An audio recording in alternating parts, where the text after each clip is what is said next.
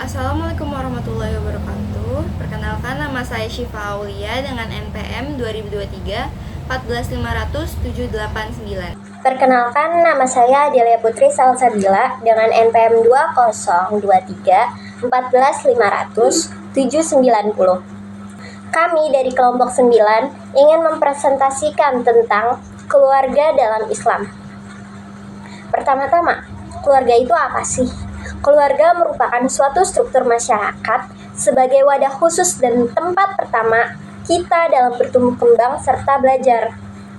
Selain itu, keluarga juga merupakan hubungan timbal balik yang saling mengikat, memiliki, sekaligus menanggung tanggung jawab bagi tiap-tiap individunya.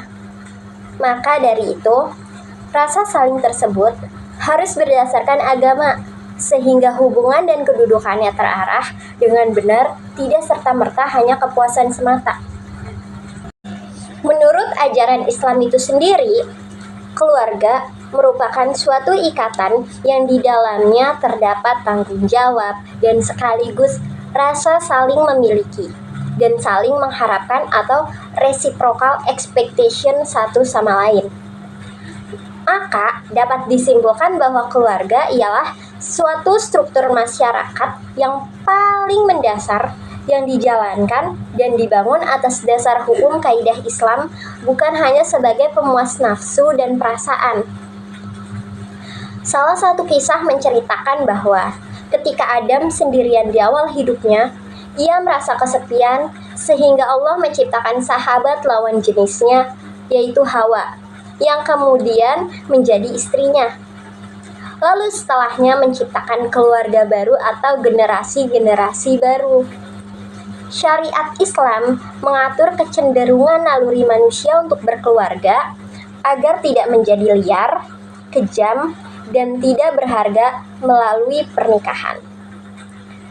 Menurut syariat, pernikahan yang sah merupakan awal terbentuknya keluarga sakinah selama suami istri tetap menanggung hak dan tanggung jawab mereka.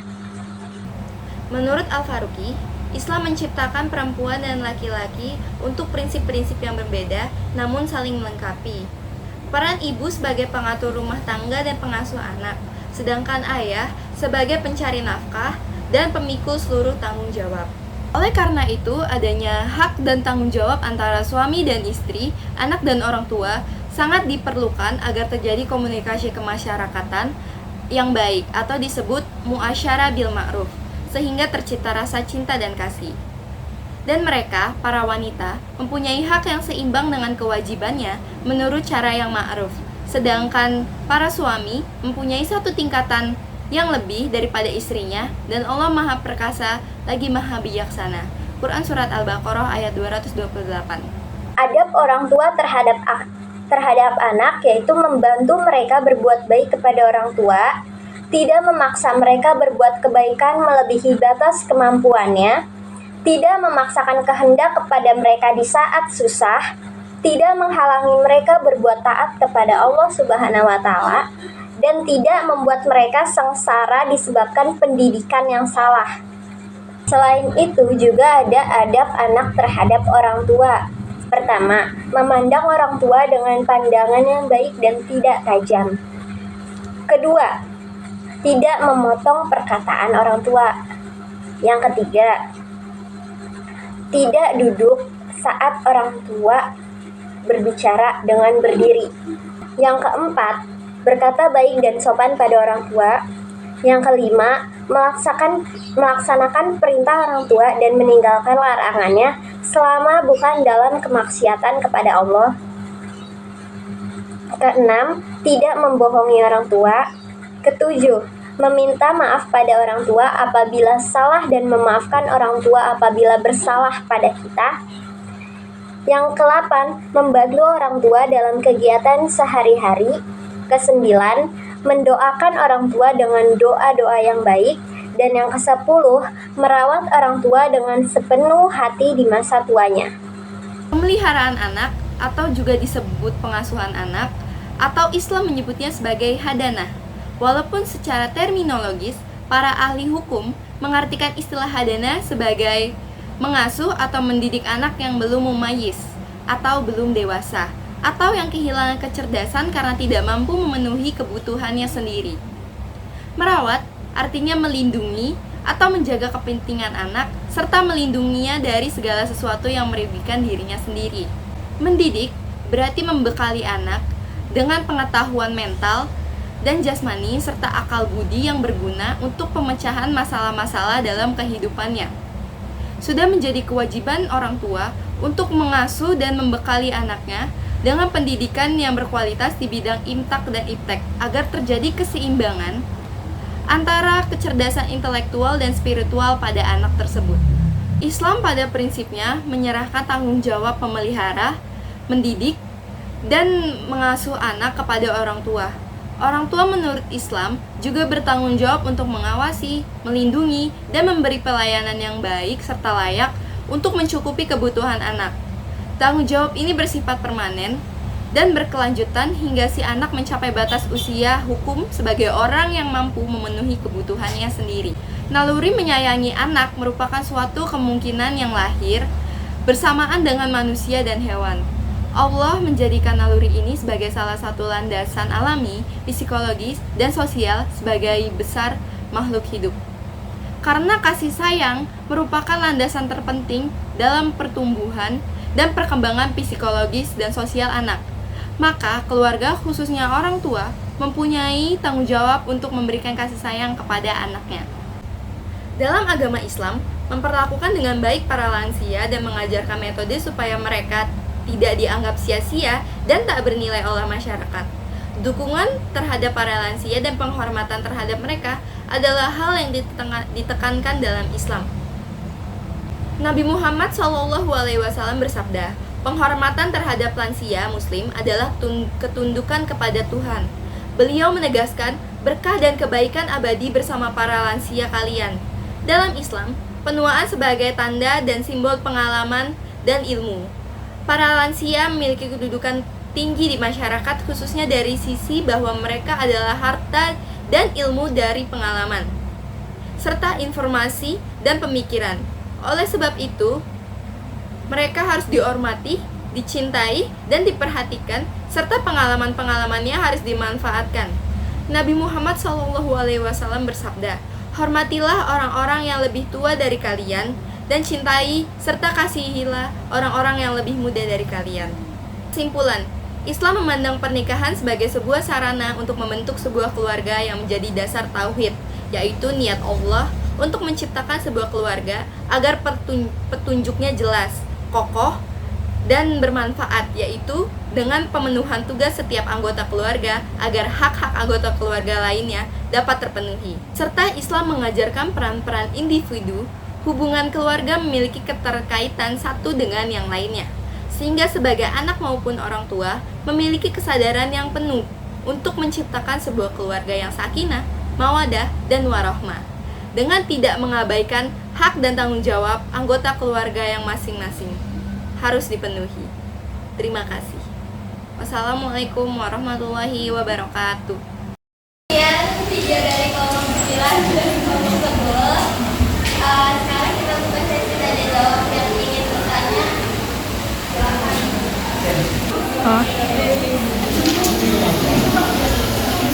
Selanjutnya dari kelompok 4 ingin bertanya, apakah kewajiban suami istri dalam pernikahan menurut Islam? Ada 2 pertanyaan lagi, ada yang mau bertanya? Pertanyaannya, jika orang tua memiliki kewajiban mengurus dan merawat anak, maka apa kewajiban anak dalam keluarganya? Ada lagi yang bertanya? Saya Aulia. Tadi kan salah satu adab anak terhadap orang tua dijelaskan untuk memandang orang tua dengan baik dan gak tajam ya. Itu ada dalil yang menjelaskannya nggak sih? Apa ada lagi yang ingin bertanya?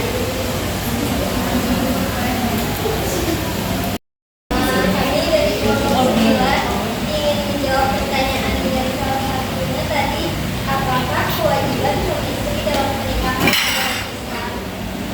Kewajiban suami terhadap istri itu kan memberi mahar dan nafkah, menjaga istri, membimbing istri, serta memberikan cinta dan kasih sayang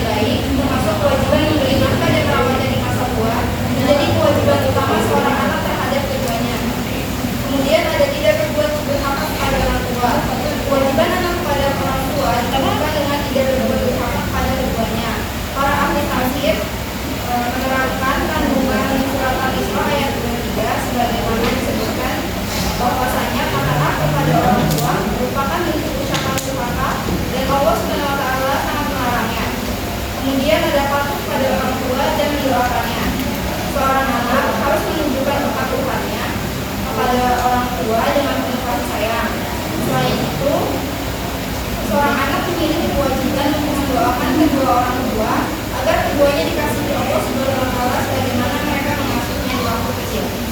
Dan tadi pertanyaan terakhir itu kan tadi di video ada salah satu adab anak terhadap orang tua kan dijelaskan untuk memandang orang tua dengan baik dan gak tajam. Itu ada dalilnya nggak sih?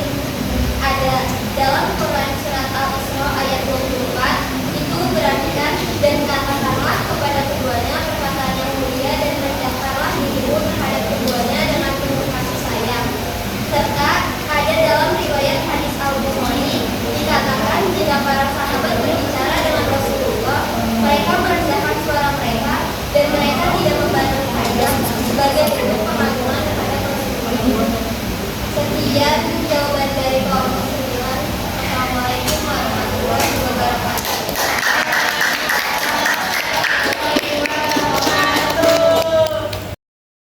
Anak-anak akan berbuat baik pada saya kira itu sebuah berbuat dengan berarti berbilang Iya, keserahan itu. maka nanti kita harus betul bagaimana kita diasuh, kita dibesarkan oleh orang tua gitu. Ya beda lah, yang namanya anak tuh kalau orang tua itu punya rumah dia bisa bilang, oh ini rumah kita nak. Pertanyaannya kalau anak tidak punya rumah, ada nggak yang ngomong? Ini rumah kita. Aduh, ada nggak yang gitu? Nggak ada. Tapi secara mungkin mesti jangan sampai karena banyak kemudian anaknya kaya, tapi ibu bapaknya tinggal di rumah. Dan sederhana, bahkan akan kekurangan. Atau saking sibuk dia kadang-kadang yang manusia adalah saya pernah lihat ada orang tua yang sangat dibiarkan aja dikasih uang khusus mau dia beli mau apa dia beli pokoknya saya lihat yang penting dia masih duit. Jadi inilah saya kira orang menghargai orang adalah soal karena saking sibuknya udahlah akhirnya dikirim ke panti asuhan kepada kita nanti coba ya saya kira sudah mestinya kita tidak seperti ini kita melakukan karena nanti pada itu kita harus melakukan yang sama kira itu yang kita bisa jadi kita ini yang sangat penting untuk dipahami dan lagi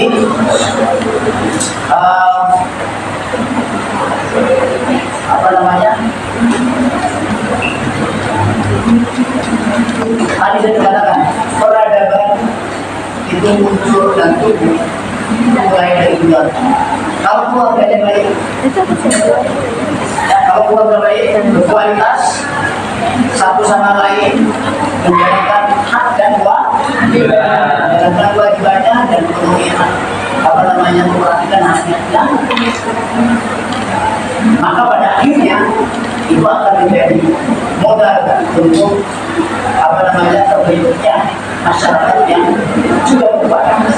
Masyarakat yang berkualitas juga akan menjadi bahan untuk terbentuknya bangsa yang berkualitas akan menjadi pembentuk kualitas negara yang bagus. Memang semua memang pembentukannya mulai dari luar.